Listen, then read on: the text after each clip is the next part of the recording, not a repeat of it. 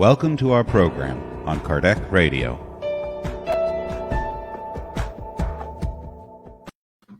Welcome, dear friends, to Kardec Radio and the Spirit Society of Virginia here with you. And the goal is to celebrate 14 years celebrating with the study, of course, with more inspiration. And the 14 years of the Spirit Society of Virginia, which is actually tomorrow, June 19th, exactly 14 years ago. And we are here standing, thank God, and sharing the good. That's the goal, to share the good always. But as we want to begin this moment that is very therapeutic for us, we want to invite our friend Camila to read a message for us. Right, Camila? That's right, Vanessa. Good evening. Tonight, we are reading a message from the book Our Daily Bread by the Spirit Emmanuel, psychographed by Chico Xavier, Chapter 1. The church at Corinth was struggling with a number of pressing concerns when Paul wrote the above remark. What then shall we do, brothers? When you come together, each one of you has a psalm, a teaching, a revelation, a tongue, or an interpretation. Everything is done for edification. The contents of his letter dealt with several spiritual problems facing the Peloponnesian brethren. However, we can isolate this particular verse and apply it to certain situations experienced by the new Christian groups formed within the environs of Spiritism's revival of the gospel. We very often see intense concern on the part of Spiritist workers for new examples of phenomenology and revelation.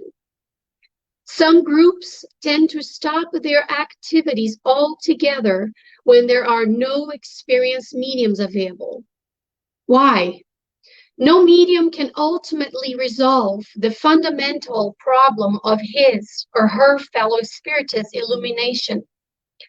Our spiritual task would be absurd if it were circumscribed to the mechanical attendance of large number of people at a center simply to emphasize the efforts of only a few.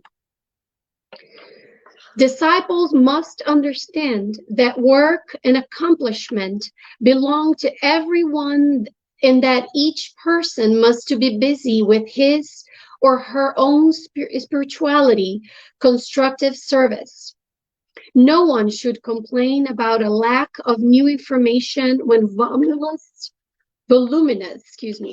concessions about a lack of new information from the higher realms are waiting the firm commitment of the willing student who seeks to understand life and to grow spiritually.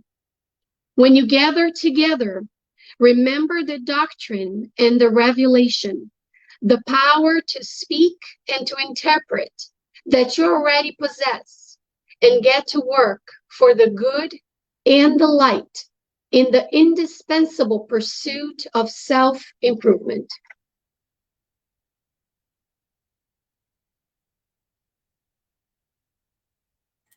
Thank you, Camila, for this wonderful and beautiful message. Now we are ready to pray together, hoping that this moment becomes deeply therapeutic for us. Once we understand more about so many things, we open possibilities, and today the theme is cultivating friendship. It's about the opportunity that we have to make a choice, to expand our circle of affection. As Emmanuel says to us, we'll study it together. Let us pray.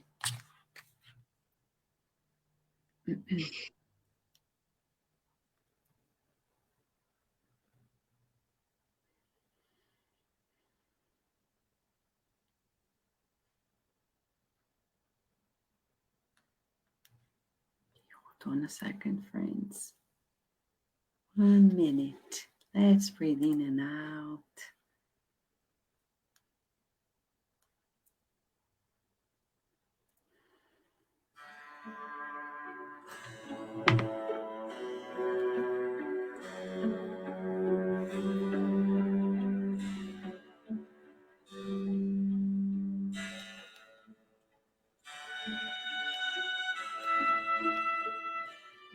Dear God, we feel your call asking us to expand ourselves to new possibilities, to recognize in each and every person whom we meet in a daily basis our bonds, divine bonds that shall be deepened in true dedication and affection. We're not talking about mere words, external actions, but true feelings. And in the joy of feeling the presence of the Spirit mentors who kindly brought us all to this moment, encouraged us since day one to light up the lamp of wisdom that Spiritism brings to us. Wisdom that is founded in true love and knowledge. And we celebrate the joy of the good news that is constantly being reminded at the Spiritist Society of Virginia, in its headquarters of Cardiac Radio and the Spiritist Magazine, and its loving sister, the Spiritist Group in DC. The pandemic has made us all stronger, and for many of us, brought us even closer together. And we hope that tonight it really inspires us to be of greater help as we bring down walls of prejudice. We rid ourselves of the scales in our eyes so we can see clearly one another and the divine everywhere we are. In gratitude for so much, we ask for your blessings and your healing to the many people who ask for prayers, people who discarnated, people who remain, those who are having difficulties of any sort. We pray for those who have their names in the book of prayer, the Spiritist Society of Virginia, DC, Cardiac Radio. And we visualize a shower of light falling upon us, strengthening us, protecting us, and guiding us through this hour of friendship, of knowledge, and certainly love. May we stay under your guidance as we feel your protection, and you grant us the permission to begin our meeting tonight. And so be it.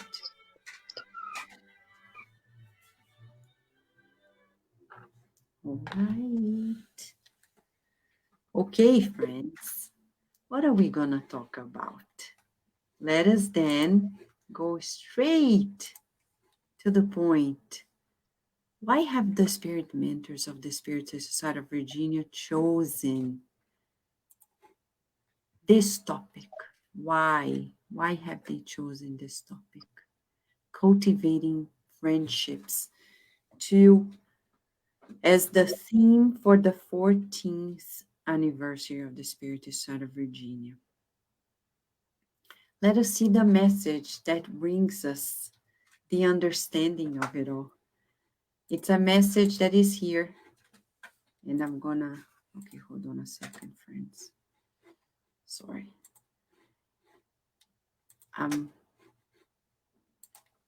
There is a message in the book Our Daily Bread, chapter 111. It says win friends, but if we go back to the original in Portuguese, it says granjeai amigos. The word granjeai means cultivate. It means dedicate ourselves to friendships. So that's why we're going to keep it more faithful to the original, because that's what it means. It's not a mere conquest. It's actually a harvest. And I'd like to ask Camila, because I'm going to pass the slides, Camila, and I would love to have you read the paragraphs. They are just a few, so we can go over this message together. Is that okay, Camila? Absolutely. Thank you. Would you like to start reading? And I'll pass the slides, okay? Sure. Moreover, I tell you, use unjust wealth to win friends. Jesus. If people could study the remotest past of their human experience, they would quickly realize that all the knowledge and health related opportunities that make them happy come from the divine goodness, and that most of the material resources at the mercy of their whims proceed from injustice.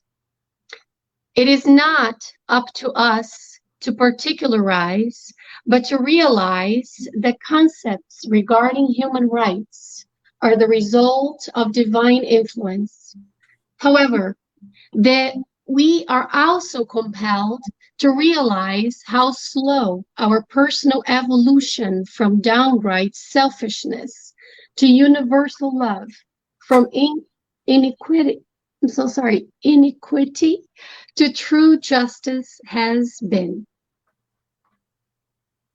In this regard, we must remember that nearly all the countries on earth arose centuries ago as the result of cruel conquests. With a few exceptions, humans have proved to be wasteful servants who, at the time of accountability, cannot show that they have been worthy of stewardship. That is why Jesus bequeathed the parable of the unfaithful servant to us, inviting us to true fraternity so that through it we may find the road to rehabilitation. The Master told us to win friends, that is, to expand the circle of affections in which we feel more and more intensively aided by the spirit of cooperation and intercessory resources. If our spiritual life has been somber and painful, let us seek to simplify it by acquiring true friendships, which will assist us on the difficult ascent to redemption. Even if today we do not have strong connections with the riches of injustice, we did yesterday, and it is crucial that we take advantage of this time for our own individual readjustment before divine justice. Thank you, Camila. And now we go back together to the beginning as our dear mentors who are always with all of us. they say, let us pay attention to how Emmanuel is going to address such a positive topic. Because people, what do they think about friendship? Oh, we like the same things. It's a very childish concept. Oh, we get along so well. But the concept of friendship in the good news that belongs to the Christ consciousness is beyond this very infantile way of feeling life. First, because of the roots of our past. It's so interesting that Emmanuel addresses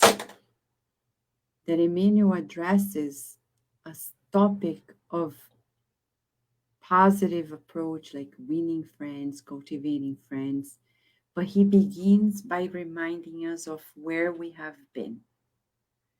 Because usually we don't remember and we think, oh, I don't deserve, even children. I'm not good at making friends. I talk to several children and they say, I'm not good at making friends. I'm shy, I'm this. Well, but if we don't talk to them spirit to spirit, they won't understand that friendship is not a given. It's something you conquer, something you cultivate. And it takes time, it takes patience. Leon Denis, in the book After Death, when he talks about patience, he's saying, patience gives room to benevolence. So we won't be able to do the good if we aren't patient. And we're not talking about being patient in the sense of, we're talking about the deepest feeling of patience, which is not spoken, which sometimes is not even expressed to people. It's when we know inside of us that we're not the center of the universe. He reminds us that in the past, our resources were used in a very selfish way to feed our ego in very unjust ways. He reminds us here the whims, the material resources at the mercy of our whims, often the resources we've acquired come from injustices. But it happens today. It's when we are at work and we know somebody's going to be promoted, but we want the promotion, and we find a way to make sure that this promotion comes to us. Not because we wish them ill, but because we want an extra here and extra there. This is injustice. But Vanessa, isn't that progress? Not at the expense of people. When we progress and it happens at the expense of somebody's very tough labor, we are not working in the lines of justice. Nowadays in the United States, we have a modern slavery, which is all the people who work and only have the minimum. They don't have benefits. It's the minimum of the minimum. It's a modern way of being enslaved. When President Biden recently talked about raising, and he signed the bill for federal employees, raising the minimum wage to $15 an hour, President Biden clearly opened a celebration for some, and for others it was a curse. Because you talk to employers and they say, you're going to break me. I'm not going to be able to do this. But when you think of slavery, real slavery, because tomorrow, June 19th, is the celebration of the center, but it's also a new holiday in the United States, Juneteenth. It's all about when we break our bonds with slavery. And when we recall slavery, that's why many people felt that it was okay. Well, who is going to work in my farm if I don't have slaves? Who is going to do the work for me if I don't have slaves? I'm not going to pay them. If I pay them, I'm not going to live the same way. Same way people do nowadays. They have billions of dollars and they exploit unjustly many lives. Can we be happy that way? He talks about the concepts of human rights. He says that we're still slowly ridding ourselves of this selfishness and little by little stepping into the realm of universal love that people are unfamiliar with. And from iniquity to true justice. That's the pathway. Are we just? When we go to the Spirit's book by Kardec, in the law of justice, love, and charity, we're going to see Kardec mentioning to us that to be just is to respect people's rights. We're still far from it. And then later, Emmanuel is going to remind us that this has been the history of our lives for millennia. In the book, On the Way to the Light, Emmanuel through Chico Xavier talks about the evolution of our planet, the history of humankind on Earth since its formation in the eyes of Spiritism. So it confirms all the facts that we know, but it talks about the behind the scenes. And we are going to see that we were the ones who were there playing those roles of cruel conquests. When we, as he says, humans have been proved to be wasteful servants. And when we are held accountable, we cannot show that we are worthy of what we've been granted temporarily. Are we good stewards? And that's why now he's going to mention the parable of the unfaithful servant when Jesus teaches us how to go from these unjust ways to the just, the universal love, the true fraternity, true solidarity. And that's why I would like to ask Paloma to kindly explain to us the parable, right, Paloma? That's right, Vanessa. It is so interesting how Emmanuel brings to us a concept of cultivating friendships, but he starts the text by talking about this wealth that is being misused. And then he talks about that, recalls a parable that Jesus was talking about, which is the parable of the unfaithful servant.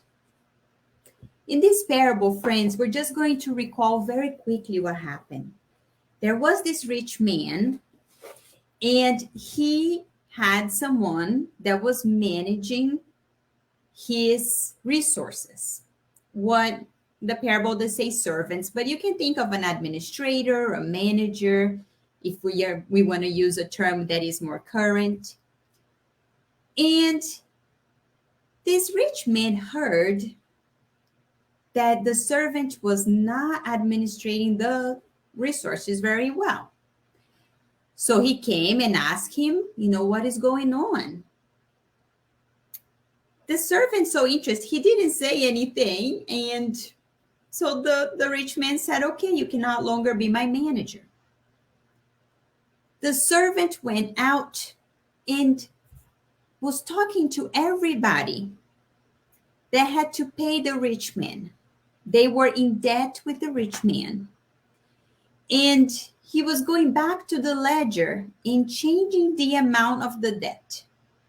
So he would go and ask, how much do you owe the rich man, my master? Oh, 100 measures of olive oil. Okay, I'm going to mark 50. You went to another person and saying, how much do you owe my master? Okay, I'm going to give you a 20% discount. You're only going to owe 80.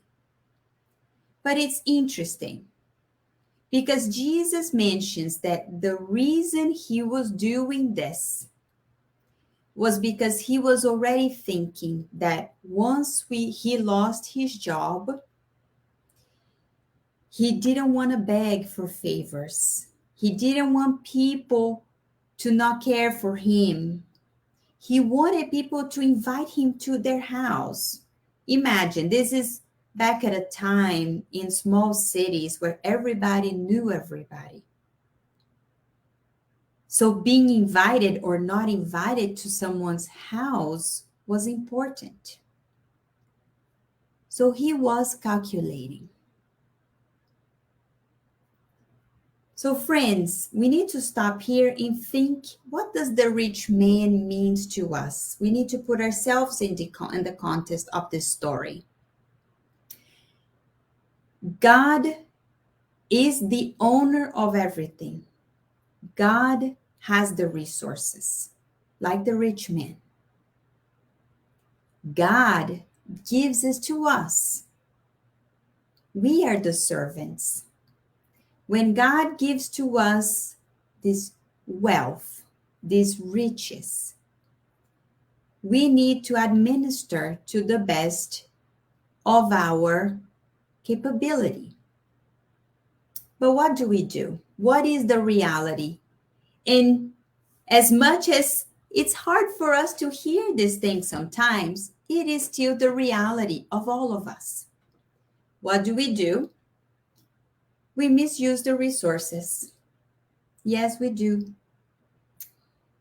We have food, we waste food. We throw it in the trash. That is misuse of resources. We have water, we waste it. We have money, we just do whatever we want.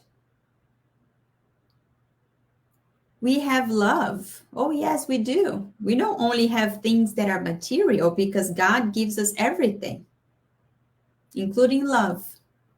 And what do? We withhold it.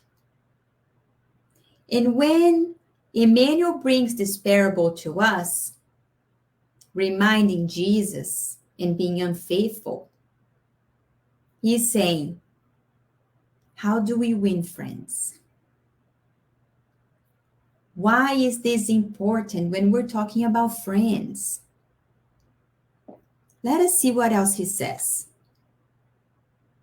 Emmanuel says, that is why Jesus bequeathed the parable of the unfaithful servant to us, inviting us to true fraternity, so that through it we may find the road to rehabilitation. We misuse these resources. We make connections that are not true. They are not real deep connections. So what do we have to do? We need to change. Why do we need to change? Because we need to rehabilitate ourselves. Because we might be thinking right now, oh, well, Paloma, I'm really trying to apply myself. I am trying to do better, not waste any other resources. Yes, friends, that is fantastic. But we have wasted for a long time.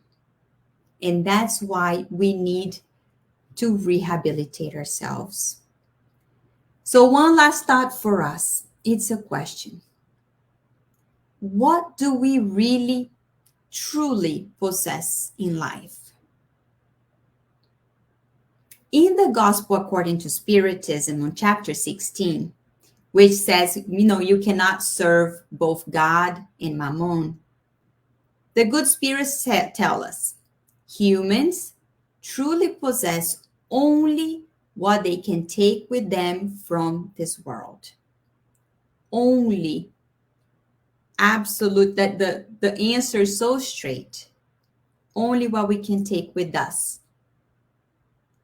And they say what those things are: intelligence, knowledge, moral qualities.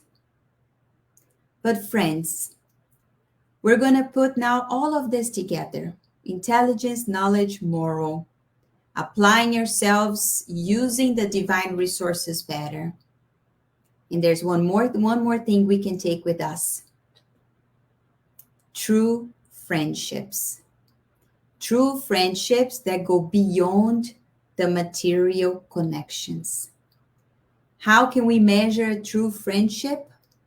Is when we know that it doesn't matter what happens, we can count on that person.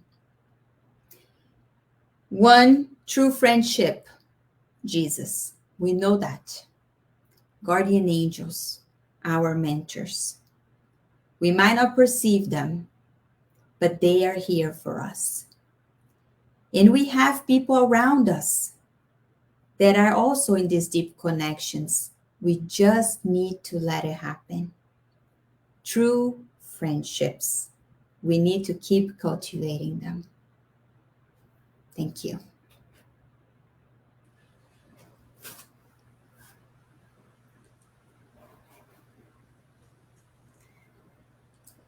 And dear friends, as we talk about this friendship, let me bring it here. We have Jesus, as Paloma just finished, and telling us how we can cultivate. And as we study this chapter, very important chapter to us, because we are always living with people. We are always connected and then making friends, meeting people in our lives.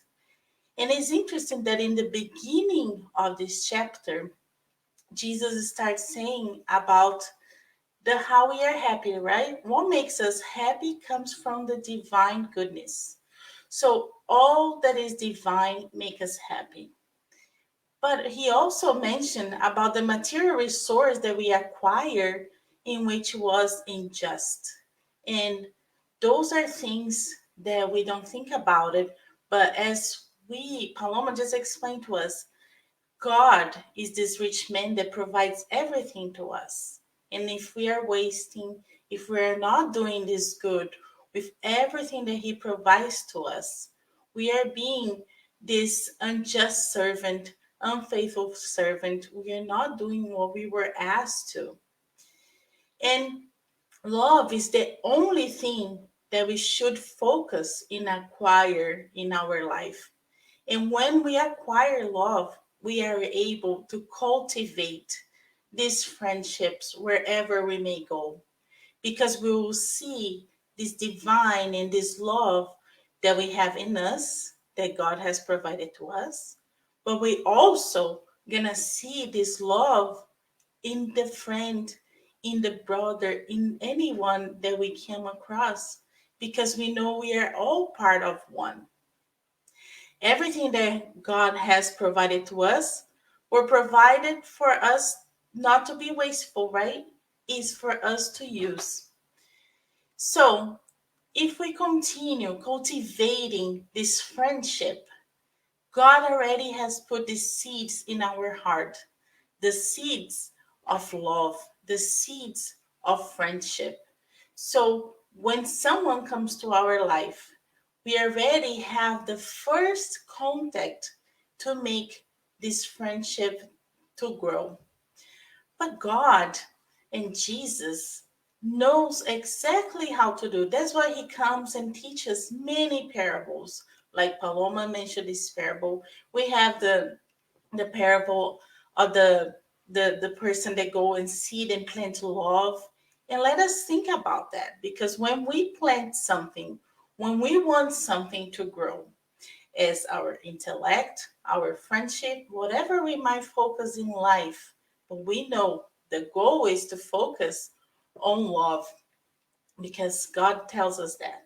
So we are going to cultivate the friendship, cultivate whatever we have received from God with love, caring, showing to the person, showing to the animal, showing to the plant how much we love and how much we do this exercise of being selfless and sharing. this divinity that we have in us. So when we apply this love and caring and really take the time and take the the best that we can to nourish and cultivate the friendship, to cultivate a relationship, the relationship between us and God, between us and Jesus, we will see that we are going to progress. We're keeping progress because we are putting in practice this true fraternity that we have to cultivate daily, being charitable, being good to people at work, being good to people that we meet on the streets. We need to be charitable and work in cultivating this. And once we do all of these two steps, right? We meet the person, we cultivate the relationship, we will see what is gonna bloom, what is gonna bring to us. And these friendships that we have the relationship with Jesus. Jesus comes and show us that he is this true friend, right? He's the true friend that comes and follow along with us. And he said in this chapter, closer to the end, he said, the master told us to win friends, that is, to extend the circle of affection in which we feel more and more intense aid by the spirit of cooperation and intercessory resource. So Jesus help us and comes and bring to us this example of friendship. How are we cultivating? Remember, throughout the good news, throughout the books that we read about the relationship between Jesus and the disciple, he was always loving and caring. He was always there, kindly teaching them the lessons, right? Sometimes the friend is not going to be the one that only going to say what we want to hear. A good friend will tell us the truth and pointing us to the right directions. And then we make these choices if we are going to follow the guidance of the friend. But having Master Jesus as a good friend and following the gospel that he gives to us, we know that we need to align ourselves with this divinity, with this divine law of love and progress. So it's simply in acquiring a lot of friends, just following Jesus' steps. And Jesus and God gave us family.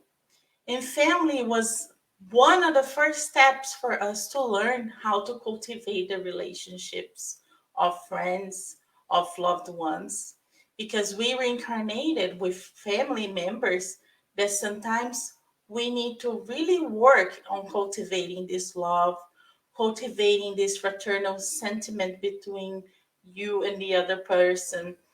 So, family is how we can start to address, start to shape it up relationships of friends.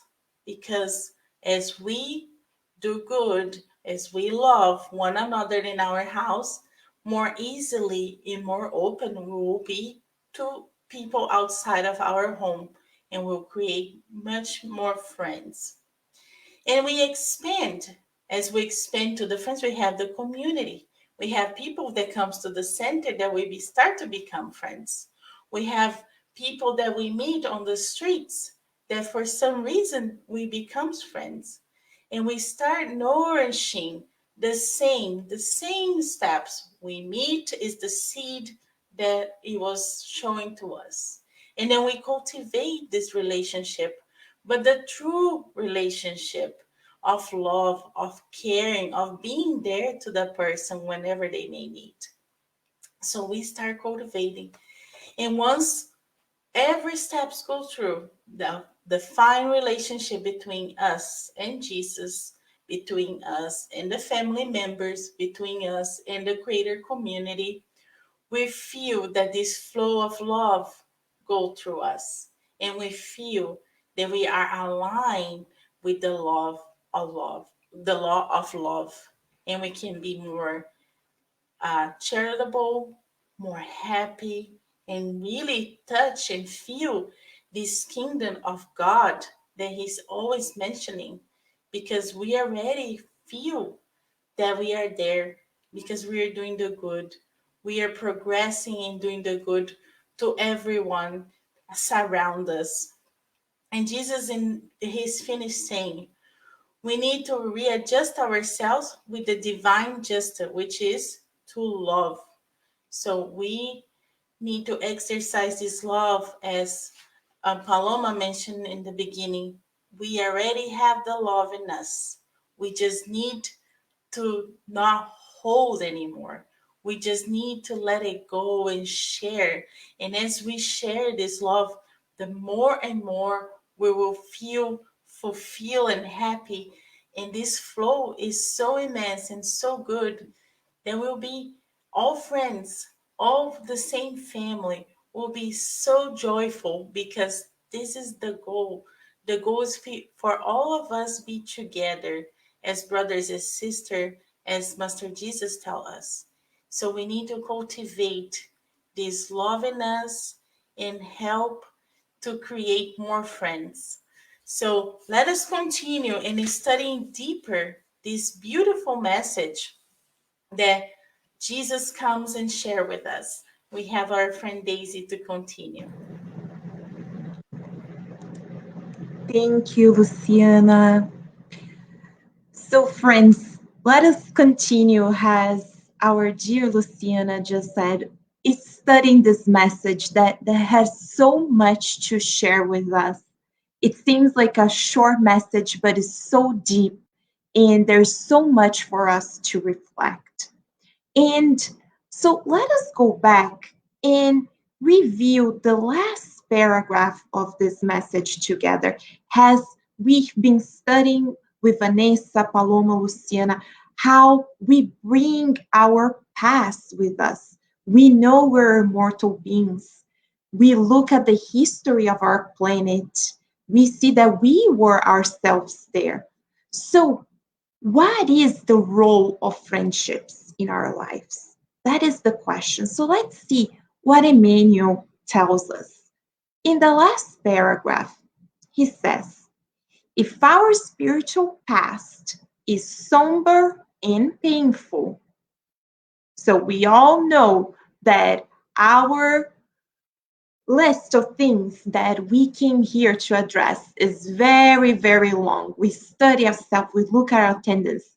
We do know that, yes, our past is not pretty, but that's not for us to feel guilty. So, what is the next step?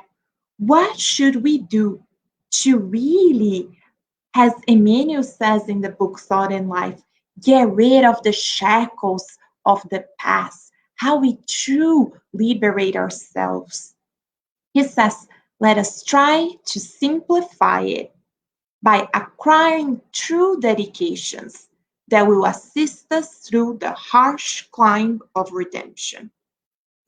Here, true dedication, he's talking about acquiring the true friendship that we have been hearing from Paloma and Luciana. This true friendship is the way that will help us climb this ladder of redemption. So we cannot do it alone. We need these true friendships. And he says, if we do not today have a determined bond with the wealth of injustice, we had it yesterday.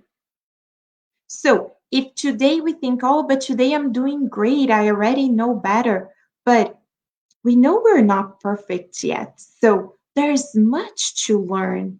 And we bring, as we have been discussing, this past with us. So what can we do now in this reincarnation? Emmanuel continues, says, it becomes indispensable that we take advantage of the time for our own individual readjustment before the divine justice. So it's right now, friends. It's not tomorrow. It's not a year from now or the next reincarnation. the time that we have right now is precious. So there's not by chance that we are reincarnated in the circle of friends that we have, in the blood ties that we have, in the colleagues at work, the friends that we have throughout our lives in different stages in our lives. Nothing is by chance. And why is that?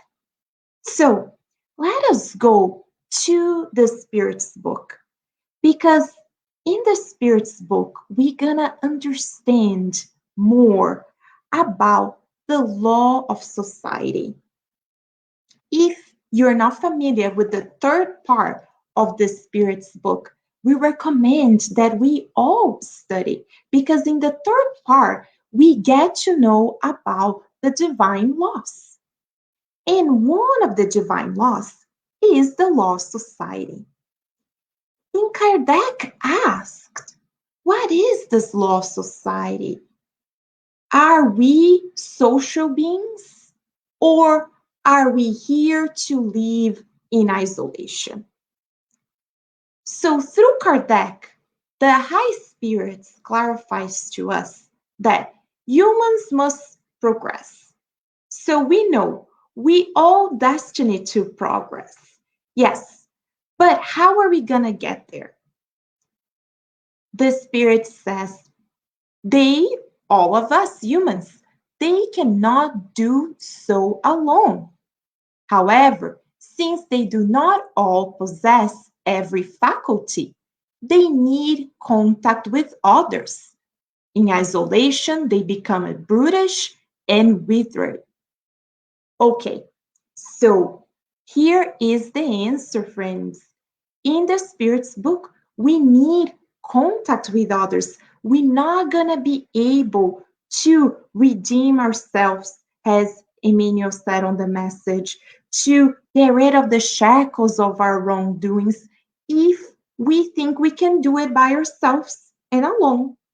That's why we live in our society. So we need one another. And Kardec continues and clarifies, no single individual possesses the complete range of faculties. So we don't have everything within ourselves to do it. That's why we need others. So it is through the societal union that individuals, they complete one another in order to ensure their own welfare and progress. So friends, let us look at this picture. Has all of these different pins are connected with one another, forming this heart. So that is us. We need one another to be able to progress, because if there is something missing here, the heart's not there anymore. It will be something else. So it is incomplete. So we need the societal union to progress. It is because that they need one another that they have been created to live in a society and not in isolation. In this topic of isolation, it's so important, friends, that we really want to emphasize. The mentors asked us to talk about isolation, because we live in our society nowadays that isolation is so prevalent.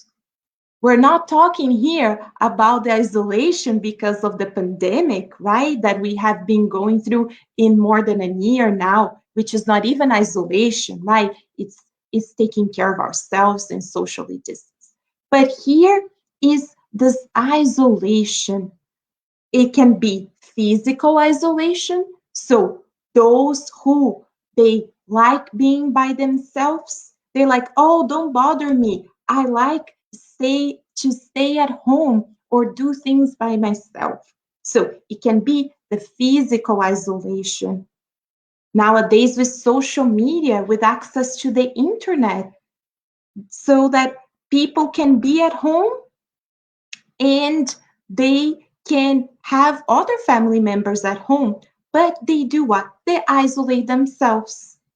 They are in the computer, they're on the TV, they're on their phones, but they don't live in this sharing of one another. So is this when we share our sentiments?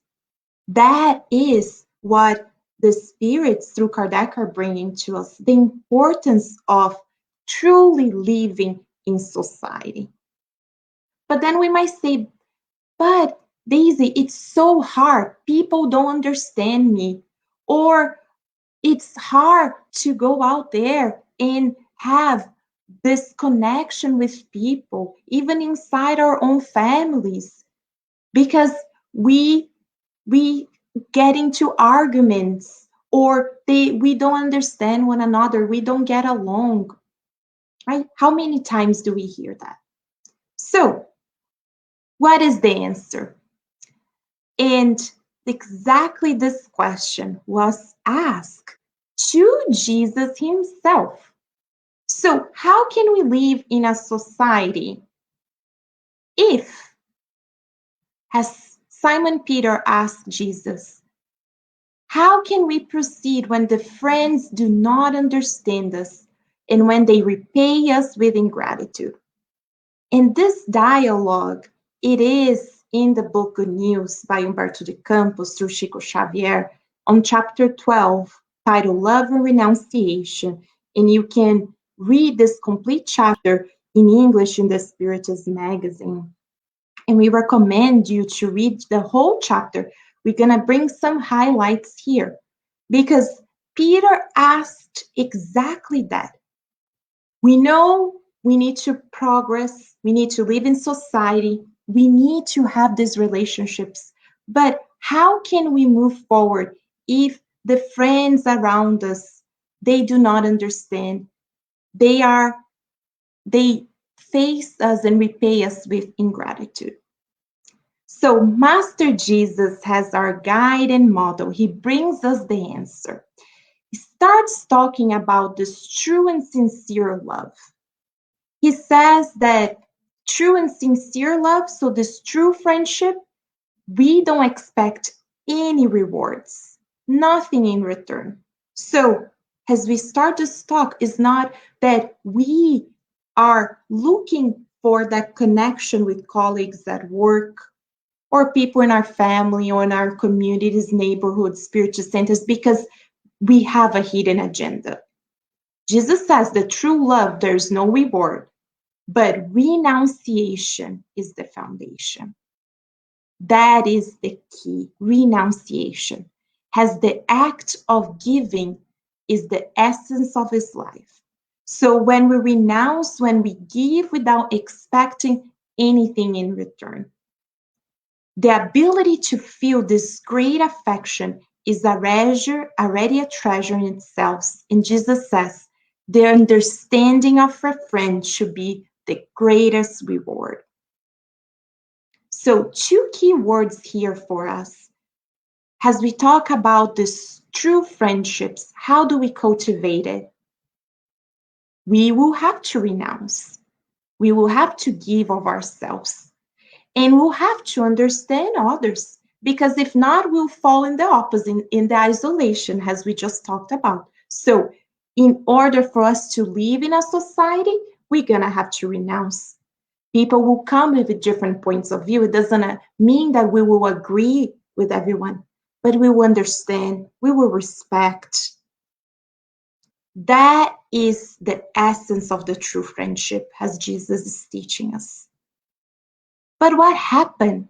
What happened then if people, they don't feel that they understood?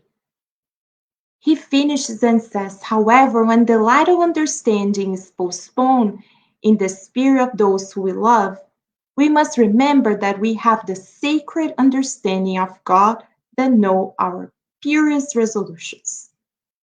So that means that we're not going to enter in a friendship expecting we will understand others, but we're not going to expect to be understood. Jesus himself wasn't understood. So we're understood by God, God understands us. So that changed the lens of this true friendship. And we finalize with our Master Jesus because he came and he showed to us this true friendship. He talked to everyone, regardless of their social status, their conditions, if they were sick, if they were poor, if they were rich. So he understood everyone. He knew where they were coming from. He understood them. And then at this very chapter, he tells the disciples, which are all of us, that he has given the disciples the title of friends because it is the greatest title. So friendship is the greatest title beyond those who come through our family ties. So we now look at Jesus as our true friend who came to show us the pathway, reminding all of us that we will not be able to cultivate and get rid of this isolation and live in true society if we don't renounce and we don't understand. So with that, friends, we would pass the word to our dear Carol so we can continue studying this message tonight. Thank you, dear Daisy. So as Daisy was reminding us so beautifully, the most beautiful title we have received from our Master is the title of friends. And since our Lord Jesus is indeed our Master and model, we know that we are incarnated to follow him. If we wish to follow him, we are being invited tonight, yet again, to cultivate friendships for immortality. Now, the question we shall reflect upon is, how may we cultivate friendships for immortality? As our Master has exemplified to us, it all depends, beloved friends, on the criteria through which we cultivate friendship.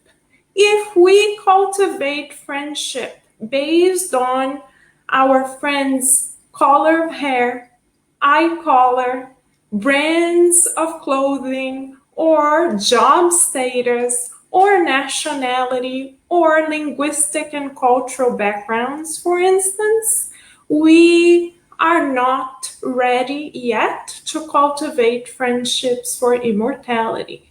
How do we know, friends? Because these are criteria based on materialistic principles. How do we arrive at this conclusion? Because our color, hair, eye color, nationality, linguistic, cultural backgrounds, clothing brands, car, housing, etc., are perishable, meaning we are not going to carry all of these possessions with us for eternity. So how shall we cultivate friends beyond this limited time in which we are enrolled in the school of life? If we follow again our Master, we know that our criteria shall shift to a virtue-based approach to relationships.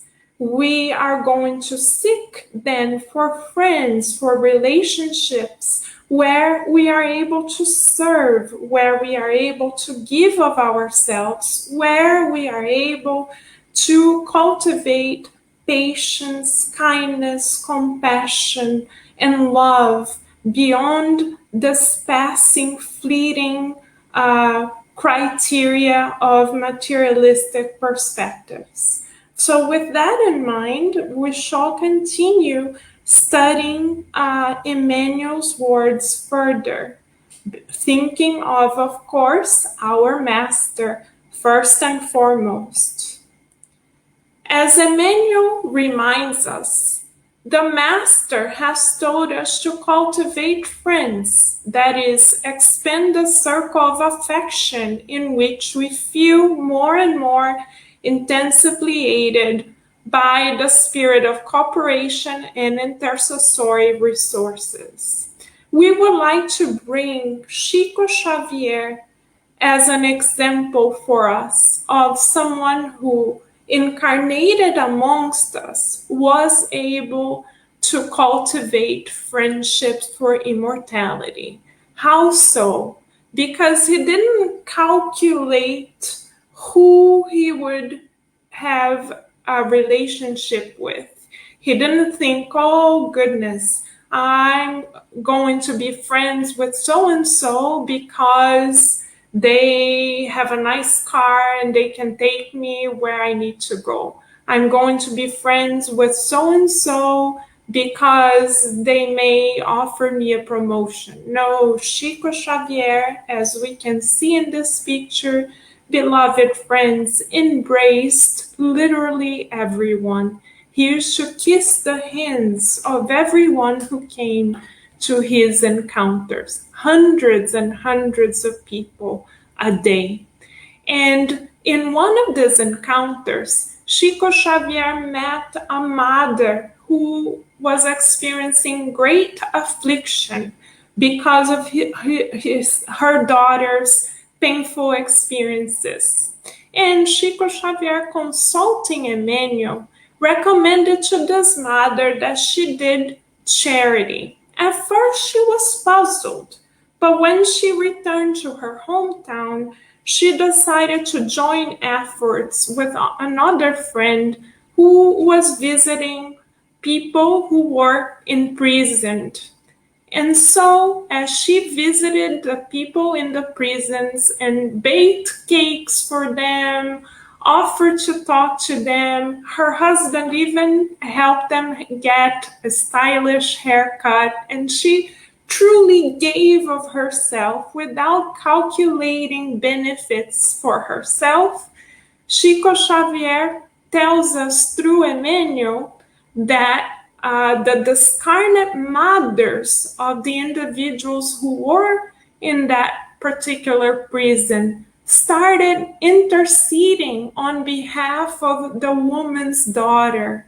And little by little, the woman's daughter's obsessors were convinced that they too were children of God, and they freed the daughter of their influence as they also felt embraced by this current of light and love, because love has no limit. So when the mother came back to Chico Xavier asking why this had happened, Chico Xavier told her, charity is the key. Being able to serve of ourselves and expand our circles of friendship in the good will free us from the shackles that we have created. Emmanuel, in another message, reminds us that if divine justice finds us doing the good on behalf of others without calculating benefits for ourselves, without self-interest, then divine justice shall lift the pain of our debts before the Father on high. So as we help one another, we are helped as well. But we are being invited tonight by the mentors and by Emmanuel to truly give of ourselves. This is how we cultivate friendships for immortality. And going further, Emmanuel also invites us to practice being truly dedicated to one another.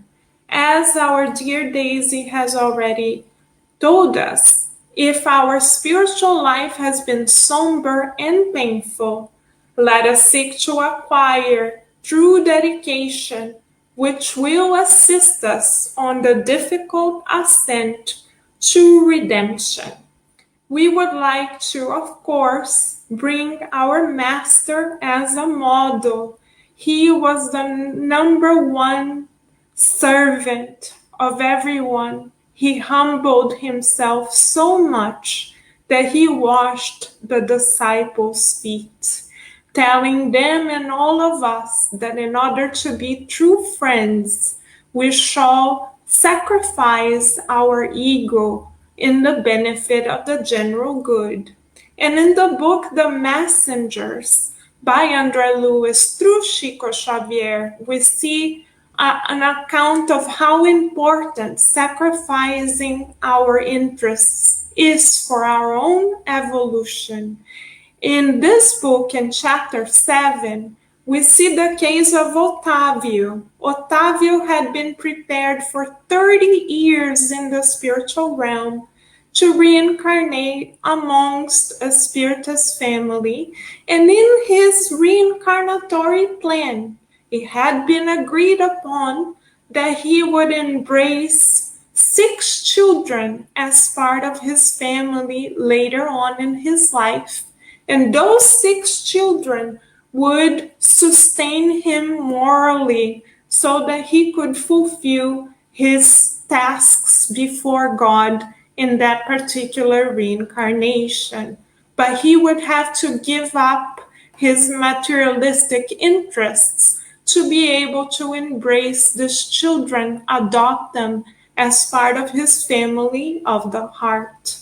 Upon reincarnating, however, Otávio could not fulfill his promise to God and to his own conscience because he preferred the more materialistic route. He preferred getting married and deviating from those divine objectives because he was not ready to truly dedicate himself to the general good.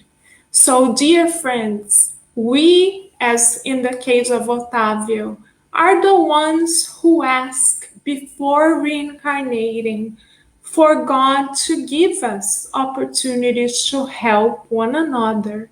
We ask God to train us in practicing true dedication. We ask God to bring people to our lives that can teach us to cultivate patience and understanding. But the question for us is, are we awake enough to see the gifts that God grants us?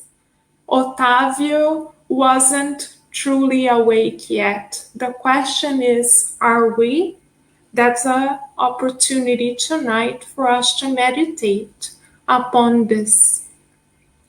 And because we are on earth to awaken ourselves to acquiring God-centered virtues, Emmanuel advises us in this beautiful message to take advantage of this time when we are reincarnated in the school of life.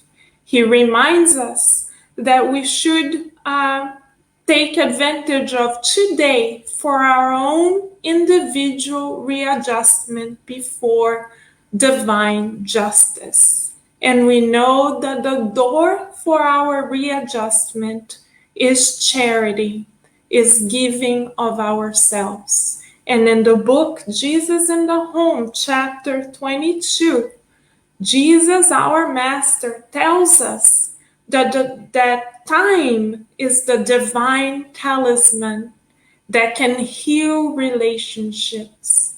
So if we have someone close to us that we perceive as a challenge to us, tonight we have an opportunity to revisit the lens through which we see those relationships. We are being invited to edit the movie that we are creating of our lives and to perceive those who require patience from us as a blessing because they are helping us cultivate virtues we were incarnated to acquire.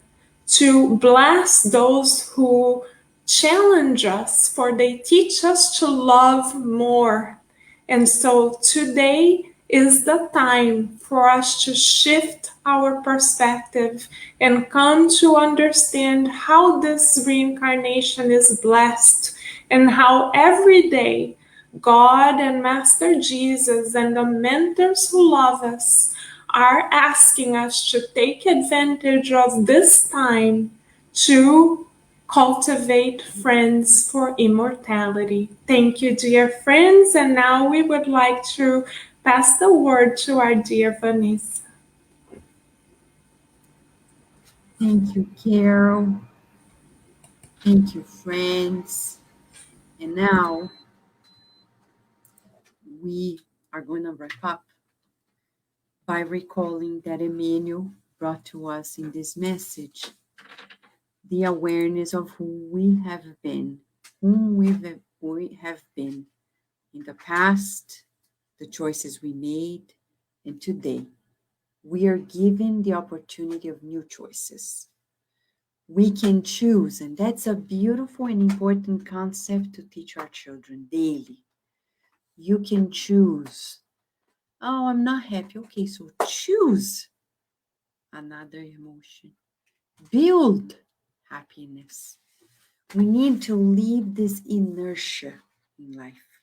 When we are born dreaming of things that we haven't conquered, we haven't cultivated, and friendship is a cultivation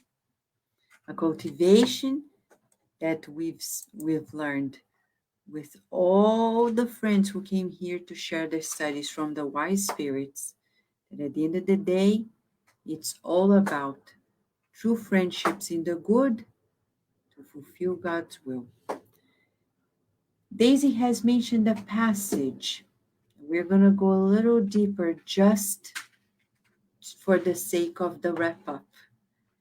It's amazing that in the good news of Jesus, the gospel of Jesus, because that's what gospel means, good news. And in this book titled Good News, we were just curiously going through the book, and we counted how many times words that contain this word friend are in this book, Good News. 68 times. It looks like it's an important word. It's important. Are we good friends? What is to be a good friend? How to be a good friend? As we've learned here already, Humberto de Campos, in this book, is going to tell you and I that we have a divine friend, and he comes because he cares. And he doesn't stay in a castle, separated, living his life, healing people, and then going to his castle. No, he lives with people. But Vanessa, I'm not Jesus. Well, we better change that way, because he came here to show us the way to be a Christ spirit too. So we have to. Oh, but I don't want to do it. Okay, so if we want to be lazy in the learning experience, we can. And that's a concept that Spiritism tries to rid of our minds. Laziness, postponing for tomorrow decisions that we must take today. When Jesus comes to the young rich man and says, "Come with me today, but leave everything behind you," he said, "Let me run the last race." He died. There was no time. So this thing of like one last race, remember, our previous lives were the last races. And here we are. After the fact, saying, it didn't work. So in this life, there's no more room to postpone this. And today we are given a beautiful lesson. It's a social, emotional, spiritual lesson in Spiritism to all of us, teaching about how to make friends for immortality. So there is a moment, and these are excerpts of the book, Good News, Boa Nova, chapter 12, which is titled Love and Renunciation. And at some point, there is a description of a beautiful conversation between Jesus and Peter.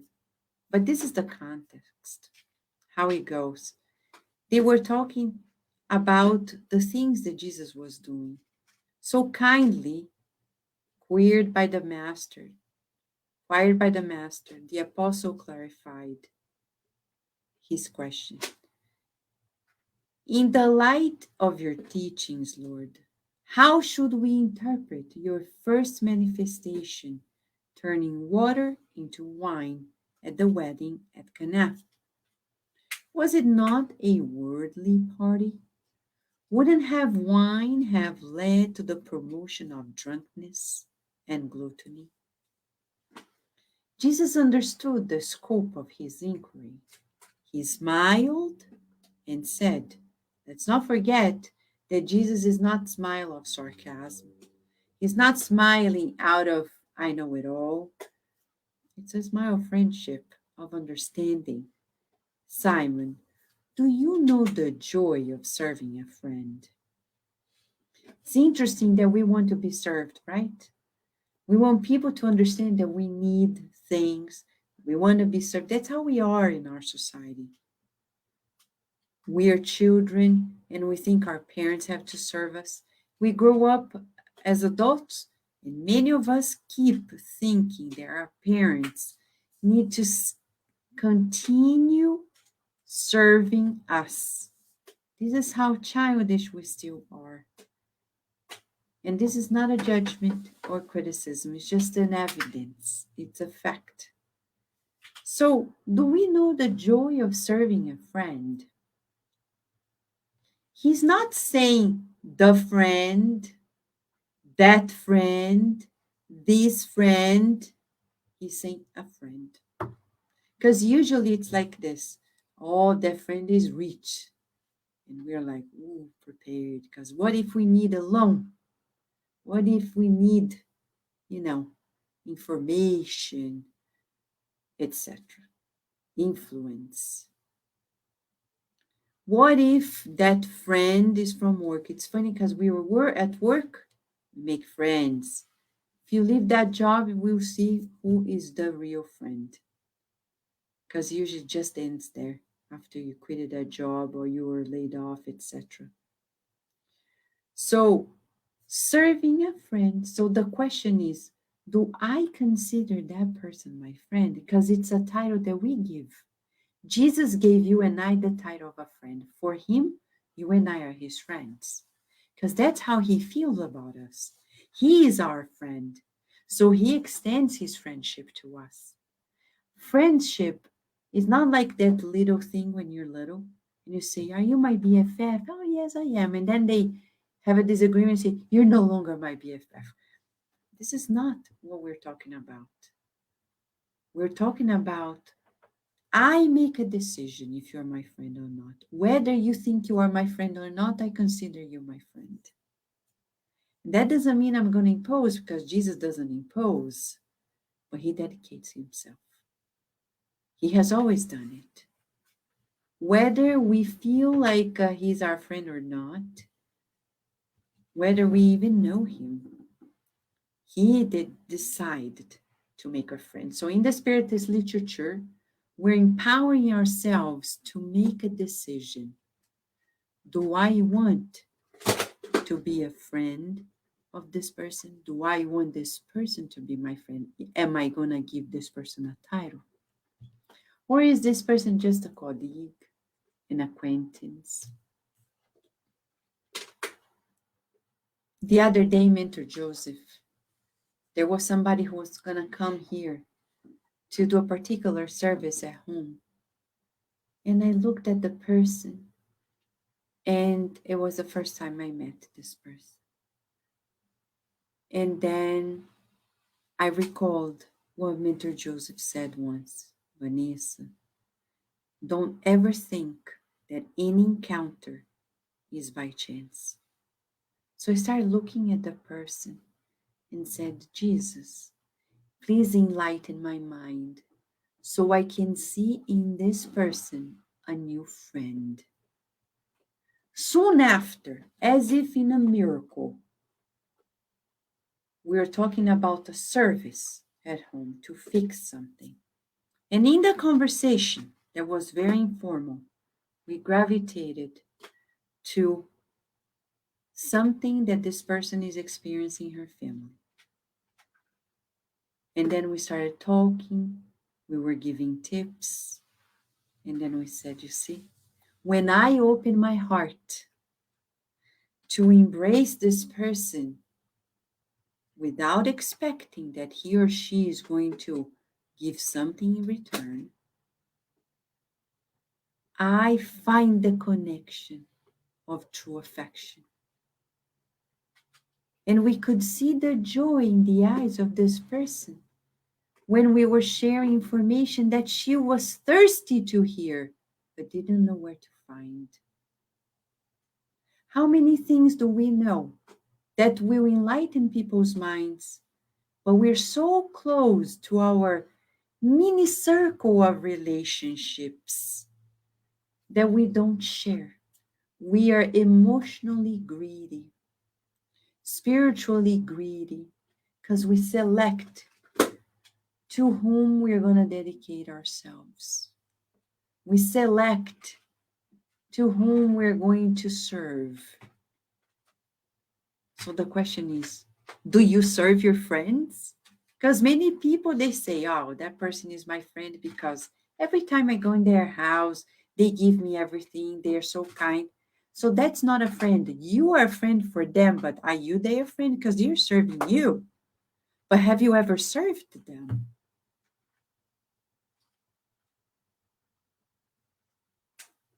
And if we have, did we feel the joy?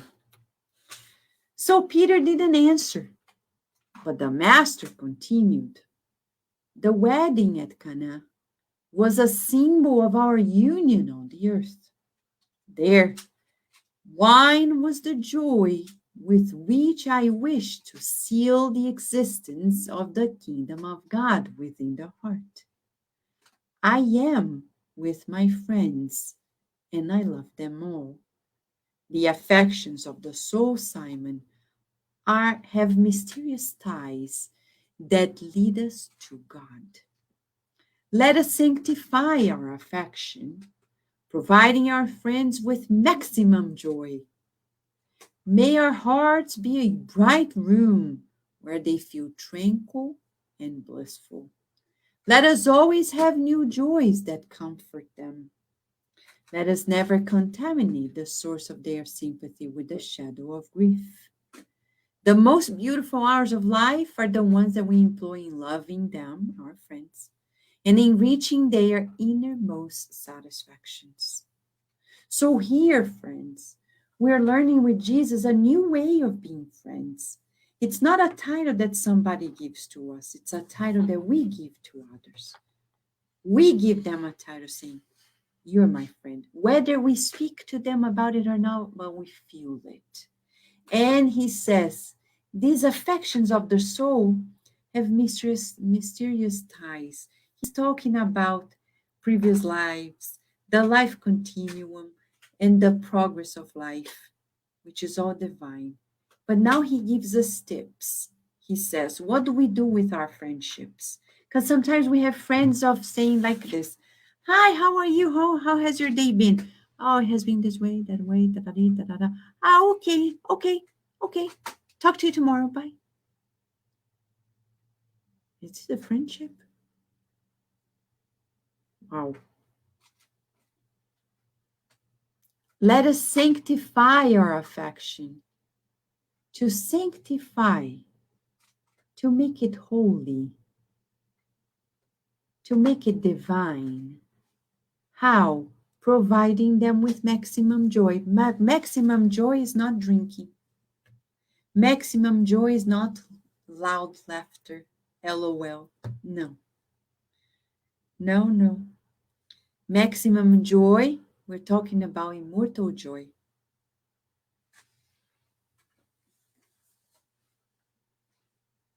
sanctify our friendships. It's when we get together to do the good.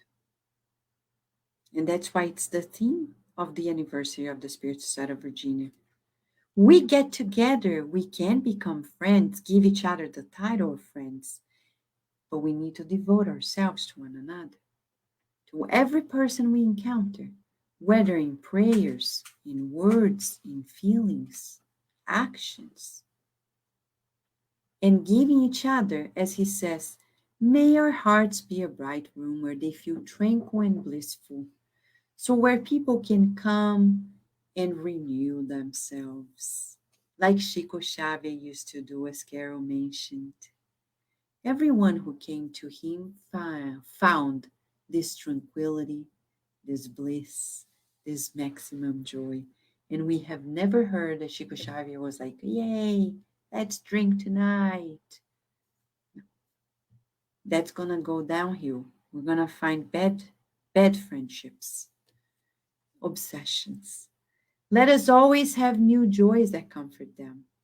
So find ways. When you go to a store, we're so selfish that we buy things for us, but we forget to buy for our friends. It's their birthday, and we don't give a thing because we think, what is a birthday? Well, a birthday is a big deal for us who reincarnate. It's a super big deal. There's no chance you're born on this date and not another date. And it's a celebration every year, a celebration with God. Of course, we celebrate the life of people. I know a teacher in elementary school who is so Christ conscious that she celebrates every student's birthday, including their pet's birthday. She knows what Jesus is talking about. She is giving maximum joy to the children who are her students, and for her, she gave them the title of friends. She's not a spiritist, but who cares about the label? We know she's Christ conscious, and her attitude speaks louder than words. Let us always have new joys that comfort them. Let us never contaminate the source of their sympathy with a shadow of grief. What does that mean? It's when we gather together with friends just to say the bad problems, the gossips, and the things. It's like trash conversation. At the end of the day, we're like, of course we can talk about things and pray together to elevate ourselves, but not to be in that constant complaint. Like, did you see the news? Did you see that person? Oh, I've heard about that other person.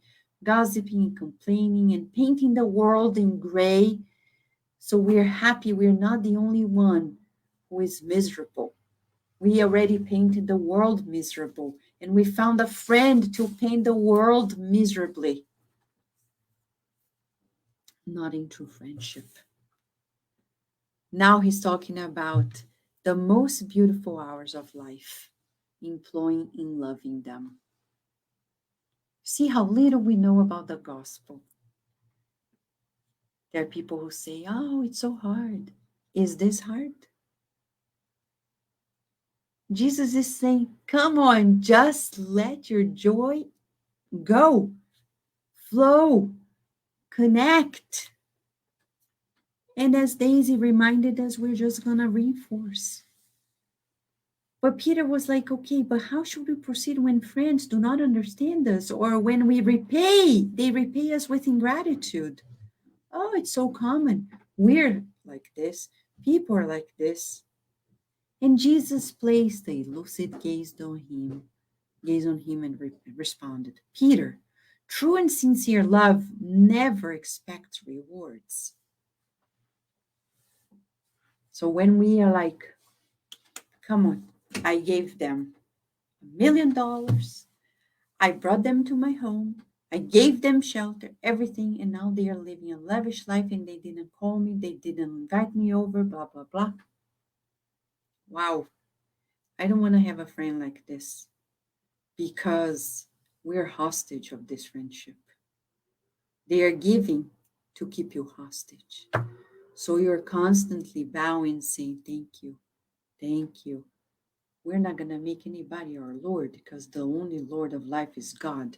And when we play this manipulation in our friendships, we are not only being a bad friend, we're being cruel, because we're playing games with people's minds, making them feel uncomfortable, imposing ourselves.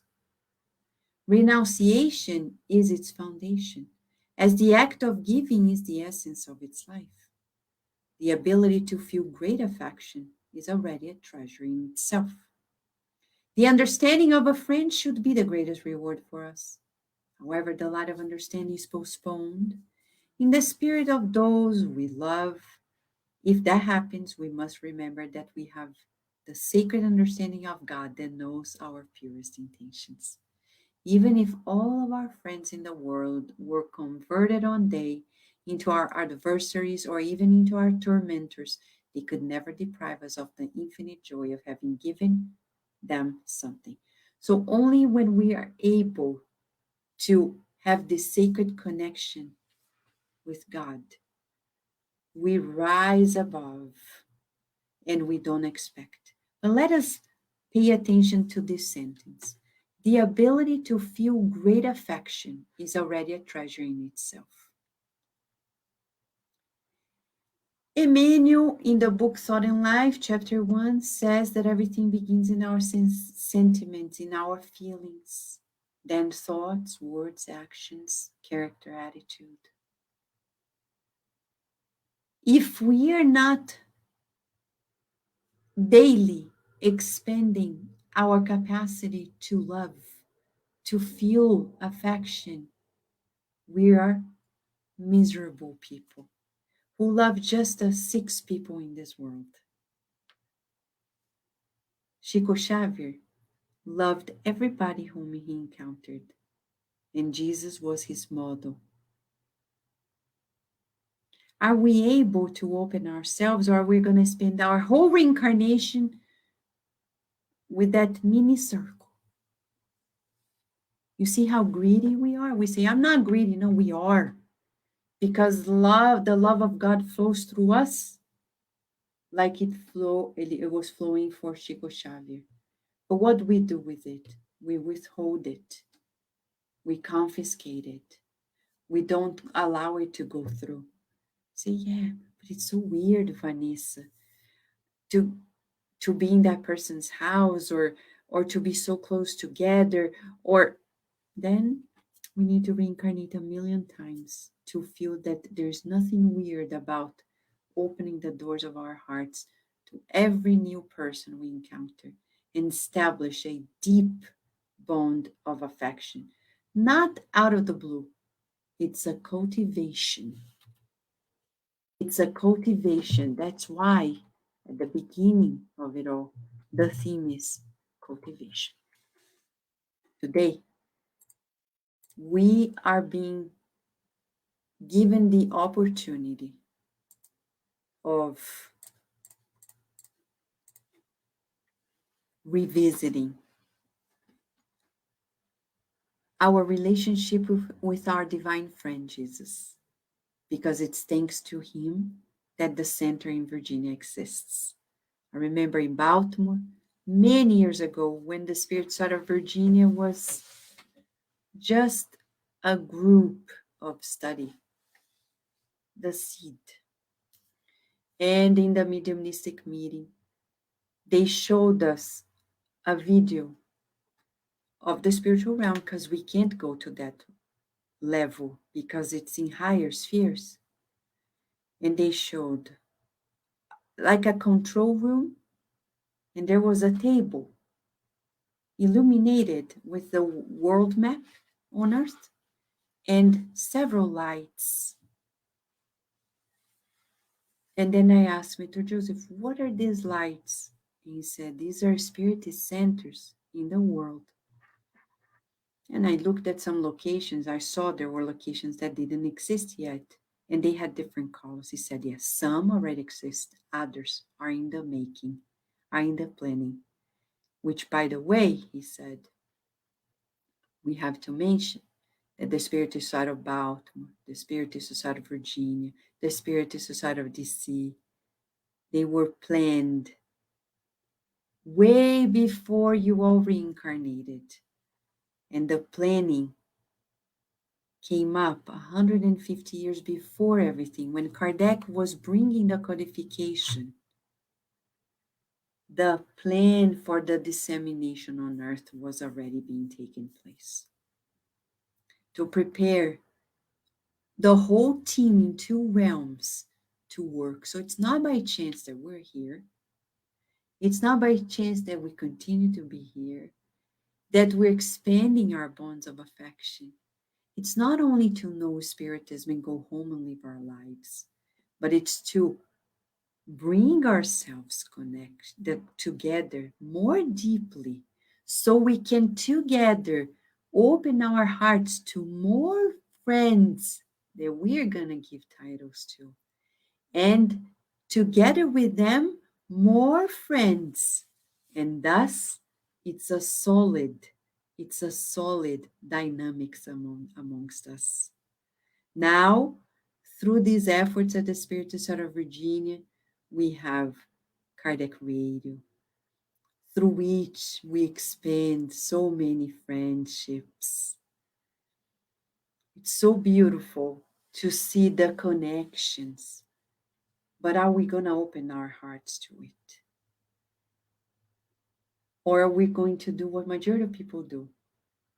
We bring mundane friendships to our homes, right? Oh, a friend from work, a friend from the neighborhood. But then the Spiritist friends, we're like, we're not going to bring them home as if they are a different category. You see how conflicted we are. We still haven't understood what true friendship is. Because when it's true friendship, we do what Jesus did. He shared his mother with his friends. He shared his whole life, and he embraced the life of his friends. He didn't choose Caesar to be his friends because, I'm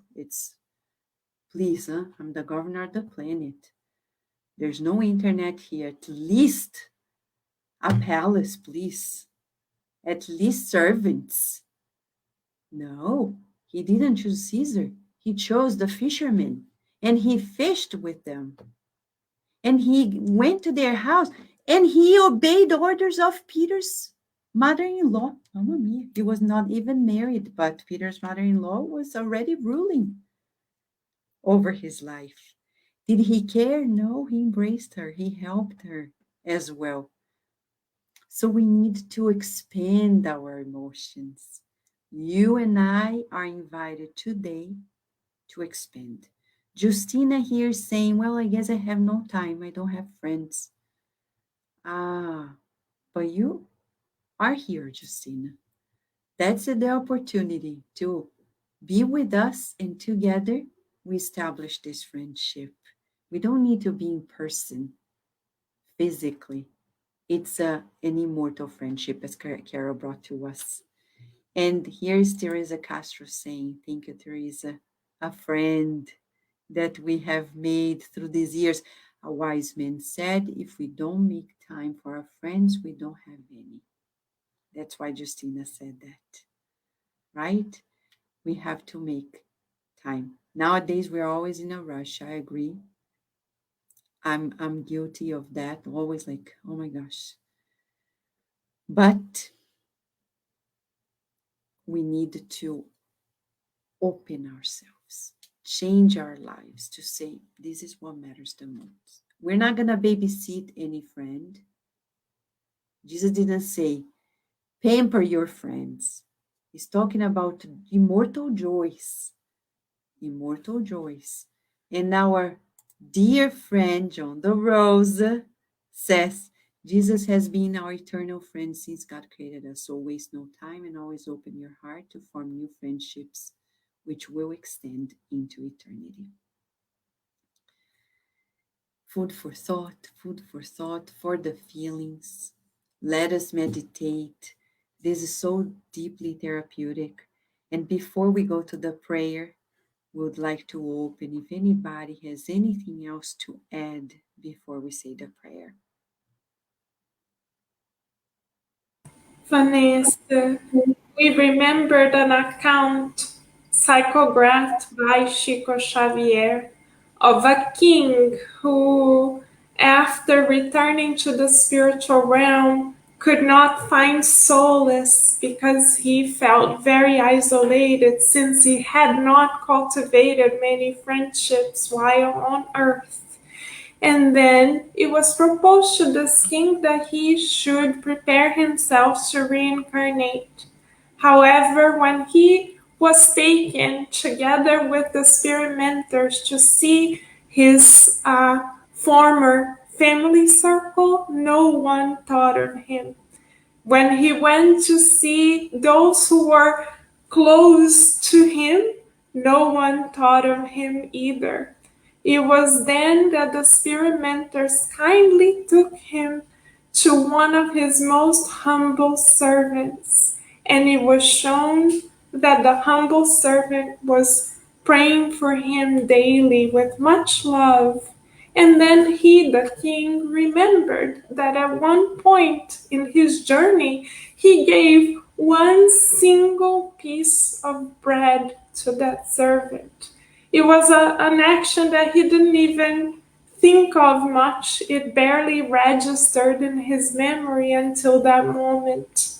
And the spirit mentor said, "This is your new home. This is where you shall reincarnate because here is your bond, true bond of dedication and affection that you formed because of your act of charity, showing to us that what we do to others extend through immortality if we give to others out of love." Thank you, Carol. So tonight we have a lot to think, but it's about friendship in the good. And we hope if you are in the neighborhood, you can come tomorrow for the celebration of the 14th anniversary of the Spirit Side of Virginia in person there for the gospel under the pine tree. We'll have special things, and the good spirit certainly will help us understand that we are together for even more. So we're inviting everyone to join us tomorrow. Now let us wrap up with a prayer as Carlos is here with us to lead us into this prayer.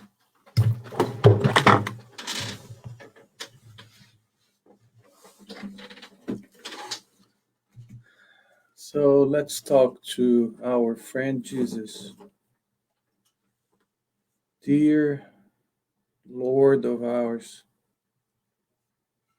we want to express our gratitude, major gratitude for this special time when we celebrate another anniversary, special anniversary of this SSVA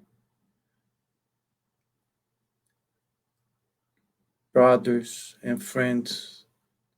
We are here so grateful, saying you allowed us to get together and to celebrate again. And how many more years God will allow us through you, dear Jesus, to give us this happiness, this immense happiness of being able to see our friends and to make more friends every day. We want to thank our friends, our group, our friends for sticking together for all these years and for the new ones that will come. We want to thank everybody for this happiness that we cannot even express. And may we all work on friendship. May we all work on the beauty of serve the ones that we call friends. and so be it.